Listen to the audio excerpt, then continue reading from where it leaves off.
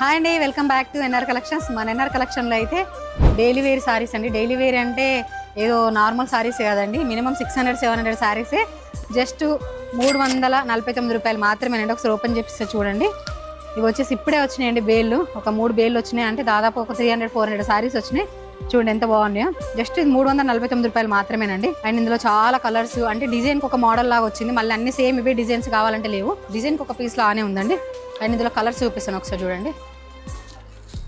ఇది వచ్చేసి సేమ్ ఇందులో మోడలే.